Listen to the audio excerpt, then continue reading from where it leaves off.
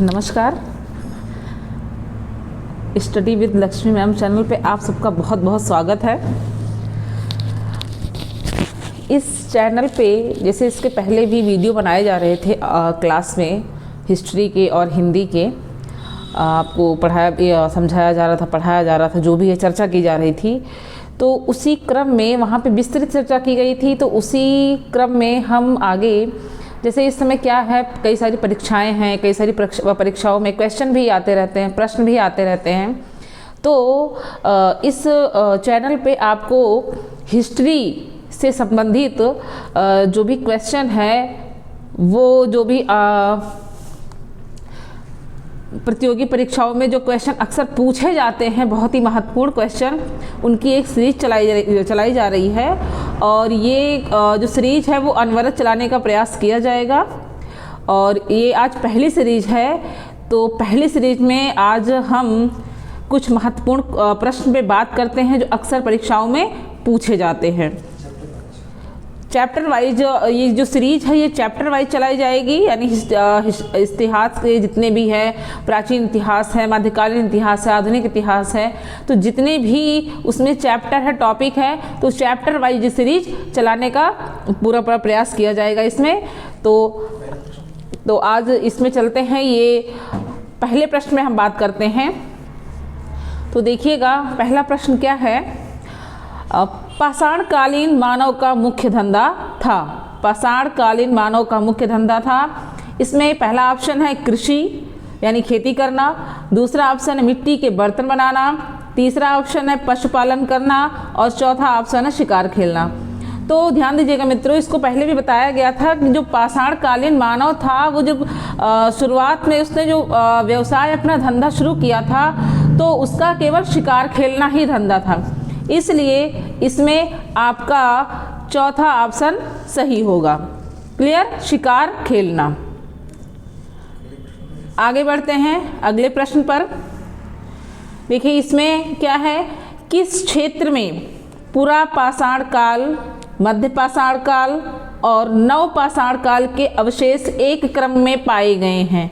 यानी ऐसा कौन सा स्थल है जहां पर ये तीनों के जो ये पाषाण काल मतलब पाषाण काल के तीनों भाग हैं, पूरा पाषाण काल, मध्य पाषाण काल और नव पाषाण काल, इनके अवशेष एक क्रम में पाए गए हैं। तो ऐसा कौन सा स्थान है।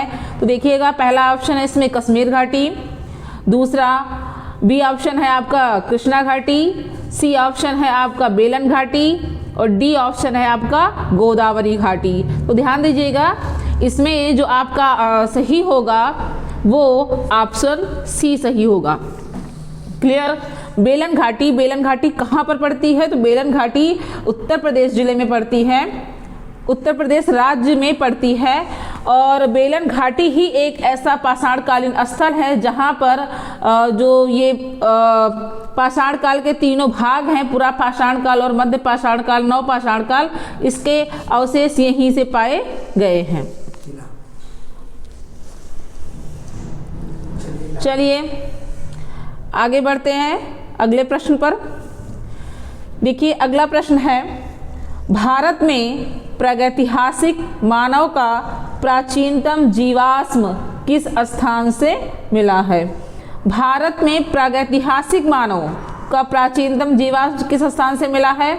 तो इसमें ऑप्शन नंबर ए पे है भीमबेटका से मिला है, बी ऑप्शन है हथनौरा से ये मिला है, सी ऑप्शन है सराय नाहर राय और डी ऑप्शन है दमदमा। तो बताइएगा ये कहाँ पर मिला हुआ है। तो देखिए ये ऑप्शन बी इसमें सही होगा, क्योंकि प्राचीन मानव का जो जीवाश्म है वो हथनौरा नामक स्थान से मिला है।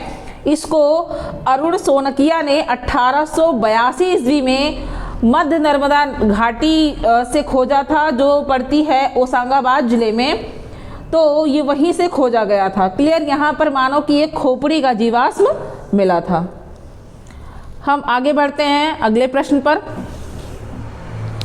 अगला प्रश्न है, मध्य पुरा पाषाण काल के पाषाण उपकरण बने थे। मध्य पुरा पाषाण काल के पाषाण उपकरण बने थे। तो ये किससे बने हुए हैं। ऑप्शन देखिएगा, इसमें ए ऑप्शन है कोर से बने थे, इसमें कोर थी, बी ऑप्शन है फलक है, सी ऑप्शन है ब्लेड से और डी ऑप्शन है ताम्र से। अर्थात मध्य पुरा पाषाण काल के जो उपकरण है किससे बने हैं, तो इसमें आपका ऑप्शन सही होगा ऑप्शन बी। जो मध्य पुरा पाषाण काल के उपकरण थे वो फलक से बने थे, यानी इस समय के जो उपकरणों में फलकों की मात्रा ज़्यादा होती थी, इसलिए मध्य पुरा पाषाण काल को फलक संस्कृति भी कहा गया है। फलक एक प्रकार का औजार होता है जो पत्थरों को तोड़कर बनाया जाता है। आगे बढ़ते हैं अगले प्रश्न पर। अगला प्रश्न है, भारत में सर्वप्रथम पूर्व पाषाण कालीन उपकरण रॉबर्ट ब्रूस फुट को मिला था। क्लियर, यानी भारत में सर्वप्रथम पूर्व पाषाण कालीन उपकरण रॉबर्ट ब्रूस फुट को मिला था। ये कब मिला था, इन्होंने किस ईस्वी में प्राप्त किया था? तो ऑप्शन ए पे है 1960 ईस्वी में, ऑप्शन ए है 1860 ईस्वी में, ऑप्शन बी है 1863 ईस्वी में, ऑप्शन सी है 1873 ईस्वी में और ऑप्शन डी है 1878 ईस्वी में। तो मित्रों बताइएगा इसमें कौन सा ऑप्शन सही है? तो इसमें जो सही है वो आपका ऑप्शन बी सही है, 1863 ईस्वी में।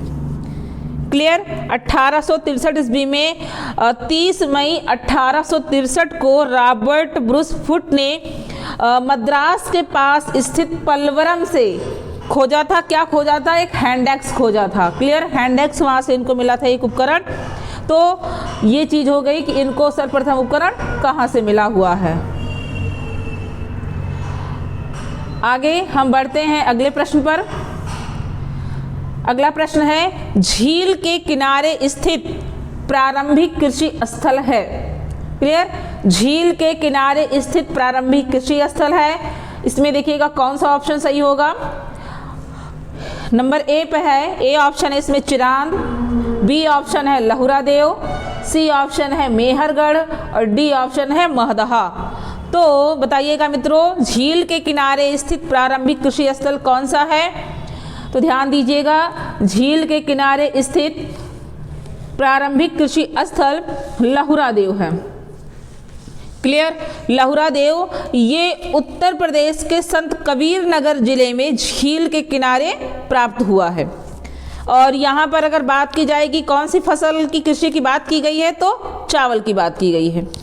याद रखिएगा, एक क्वेश्चन और आता है, अक्सर पूछा जाता है, इसी से संबंधित है। अगर ये क्वेश्चन थोड़ा सा अलग कर दिया जाए, अगर इसमें झील के किनारे बात ना करके प्रारंभिक कृषि की बात की जाए, तो अक्सर लोग इसमें सी ऑप्शन पे टिक करेंगे, क्योंकि कृषि यही मिलता है कि मेहरगढ़ में मिली है। लेकिन याद रखिएगा, मेहरगढ़ में जो कृषि का साक्ष्य मिला है वो 7000 ईसा पूर्व का है, लेकिन जो लहुरा देव में मिला हुआ है वो 9000 से लेकर 7000 ईसा पूर्व का है। अर्थात जो लहुरा देव का है वो सबसे ज़्यादा प्राचीन भी है। आगे बढ़ते हैं अगले प्रश्न पर। अगला प्रश्न है, किस क्षेत्र को भारतीय प्रागैतिहास का टेक्स्ट बुक कहा जाता है? किस क्षेत्र को भारतीय प्रागैतिहास का टेक्स्ट बुक कहा जाता है? ऑप्शन ए बेलन घाटी को, ऑप्शन बी मध्य सोन घाटी को, ऑप्शन सी कैमूर घाटी को, ऑप्शन डी सोहन घाटी को। तो किस घाटी को भारतीय प्रागैतिहास का टेक्स्ट बुक कहा जाता है? तो इसमें आपका ऑप्शन सही होगा ए ऑप्शन, यानी बेलन घाटी को भारतीय प्रागैतिहास का टेक्स्ट बुक कहा जाता है। बेलन घाटी कहाँ पड़ती है? तो ये उत्तर प्रदेश में पड़ती है, राज्य में। और ये जो बेलन घाटी है, बेलन घाटी उत्तर प्रदेश के सोनभद्र जिले से निकलकर मिर्जापुर जिले से होते हुए इलाहाबाद में टोंस नदी में मिल जाती है। क्लियर, यानी ये उत्तर प्रदेश में पड़ती है। और ये घाटी क्षेत्र पुरातात्विक खोज के लिए बहुत ही प्रसिद्ध है, इसलिए इसको भारतीय प्रागैतिहास का टेक्स्ट बुक कहा जाता है। आगे बढ़ते हैं हम अगले प्रश्न पर। अगला प्रश्न है, इनमें से किस युग को संक्रमण काल कहते हैं? क्लियर, इनमें से किस युग को संक्रमण काल कहते हैं? इसमें ऑप्शन ए नवपाषाण काल को, ऑप्शन बी मध्य पाषाण काल को, ऑप्शन सी पुरापाषाण काल को, ऑप्शन डी ताम्रपाषाण काल को। तो बताइएगा इनमें से किस युग को संक्रमण काल कहते हैं। तो देखिएगा इसमें ऑप्शन जो सही है वो बी ऑप्शन सही है, मध्य पाषाण काल को संक्रमण काल कहते हैं। क्यों कहा जाता है? मध्य पाषाण काल जो था, इस युग यानी मध्य पाषाण काल जब शुरू हुआ था तो इस युग तक जो हिम युग है, यानी उस समय बर्फ ज़्यादा थी, तो हिम युग जो था वो समाप्त हो चुका था और जलवायु गर्म और आर्द्र होने लगी थी। क्लियर? तो और मनुष्य इस समय पशुपालक भी बन गया था। क्लियर? तो संक्रमण काल किसको कहा जाता है? मध्य पाषाण काल को कहा जाता है। आगे बढ़ते हैं अगले प्रश्न पर। अगला प्रश्न है, झूकर संस्कृति निम्न में से किस स्थल पर प्राप्त हुई है? तो झूकर संस्कृति किस स्थल पर प्राप्त हुई है? ऑप्शन बताइएगा। पहला ऑप्शन है बागोर, दूसरा ऑप्शन है चनहुदड़ो, तीसरा ऑप्शन है महदहा, चौथा ऑप्शन है दमदमा। तो याद रखिएगा मित्रों, झूकर संस्कृति जो है इसको ये कहाँ से मिली है? तो ये चनहुदड़ों से मिली है। इसमें आपका ऑप्शन जो सही होगा वो बी ऑप्शन सही होगा। क्लियर?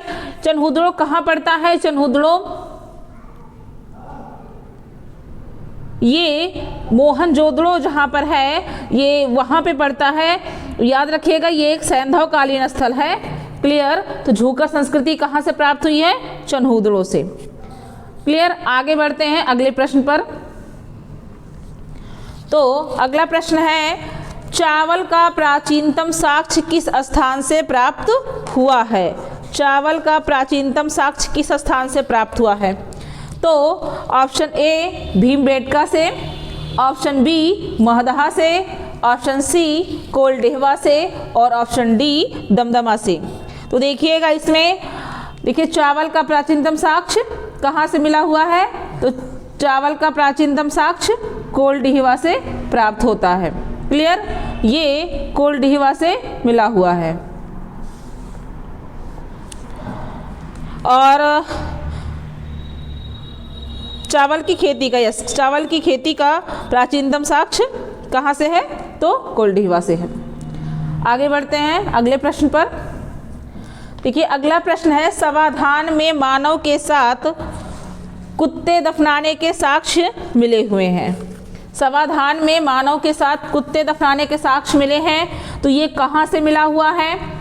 इस पे ध्यान दीजिएगा। पहला ऑप्शन है बुर्जहोम से, दूसरा ऑप्शन है यानी बी ऑप्शन है गुफकराल से, सी ऑप्शन है मेहरगढ़ से और डी ऑप्शन है दमदमा से। तो ध्यान दीजिएगा, शवाधान में मानव के साथ कुत्ते यानी कब्र में जो मानव के साथ कुत्ते दफनाए गए थे वो साक्ष्य कहाँ से मिले हैं? तो वो साक्ष्य बुर्जहोम से मिले हैं। क्लियर? ये कहाँ पड़ता है? तो ये कश्मीर में पड़ता है। और यहाँ पर मानव अवशेष के साथ में कुत्ते दफनाने के साक्ष्य मिले हुए हैं। याद रखिएगा मित्रों, यहाँ पर कुत्ते के साथ ही पालतू जानवरों के दफनाने के साक्ष्य मिले हैं, अर्थात यहाँ पर बकरे आदि को भी दफनाने के साक्ष्य प्राप्त होते हैं। क्लियर? आगे बढ़ते हैं अगले प्रश्न पर। कौन सा स्थल प्रागैतिहासिक शैल चित्रकला के लिए प्रसिद्ध है? यानी जो प्रागैतिहासिक काल के शैल चित्र मिले हुए हैं वो कहाँ से प्राप्त होते हैं? तो पहला ऑप्शन है अजंता से, दूसरा है बाध से, तीसरा यानी सी ऑप्शन भीमबेटका से और डी ऑप्शन है अमरावती से। तो बताइएगा इसमें कि प्रागैतिहासिक शैल चित्र के लिए जो प्रसिद्ध स्थान है वो कौन सा स्थान है? तो ध्यान दीजिएगा, इसमें ऑप्शन सी सही है, यानी भीमबेटका से प्रागैतिहासिक शैल चित्रकला के साक्ष्य मिले हैं, यानी ये इसके लिए प्रसिद्ध है। आगे बढ़ते हैं अगले प्रश्न पर। किसे भारत में प्रागैतिहासिक पुरातत्व का जनक कहा गया है? किसे भारत में प्रागैतिहासिक पुरातत्व का जनक कहा गया है? देखिएगा, option A H D Sankalia को, ऑप्शन बी अलेक्जेंडर कनिंघम को, ऑप्शन सी A.R. अचलिन को, option D Robert Bruce foot को। तो ध्यान दीजिएगा मित्रों, जो प्रागैतिहासिक पुरातत्व की सबसे पहले खोज की गई है, सबसे पहला जो साक्ष्य मिला हुआ है वो रॉबर्ट ब्रूस फुट को मिला हुआ है, और इन्हीं को ही भारत में प्रागैतिहासिक पुरातत्व का जनक भी कहा गया है, रॉबर्ट ब्रूस फुट को। क्लियर? इन्हीं को भारत में प्रागैतिहासिक पुरातत्व का जनक कहा गया है, रॉबर्ट ब्रूस फुट को। चलिए आगे बढ़ते हैं अगले प्रश्न पर। देखिएगा, उच्च पुरा पाषाण युगीन हड्डी की बनी मातृ देवी की प्रतिमा कहाँ से प्राप्त हुई है? उच्च पुरा पाषाण यानी पाषाण काल के 3 भाग बताए गए थे, पुरा पाषाण, मध्य पुरा पाषाण और उच्च पुरा पाषाण। तो उच्च पुरा पाषाण युगीन हड्डी की बनी मातृ देवी की प्रतिमा कहाँ से मिली हुई है, कहाँ से प्राप्त हुई है?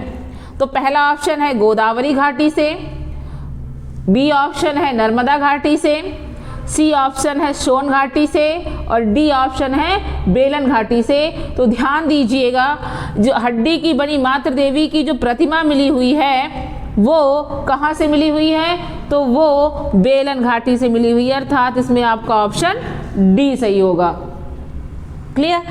आगे बढ़ते हैं अगले प्रश्न पर। किस मध्य पाषाणिक स्थल से हड्डी के बने आभूषण प्राप्त हुए हैं? किस मध्य पाषाणिक स्थल से हड्डी के बने आभूषण प्राप्त हुए हैं? तो ध्यान दीजिएगा मित्रों, ऑप्शन ए है इसमें बागौर, यानी ये बागौर से मिले हैं, कि option B Langhnach, option C Veerbhanpur और ऑप्शन डी महदहा। तो इसमें ध्यान दीजिएगा, जो मध्य पाषाण काल में हड्डी के बने आभूषण मिले थे वो कहाँ से मिले हैं? तो वो महदहा से मिले हुए हैं। क्लियर? कहाँ से मिले हैं? वो महदहा से मिले हुए हैं।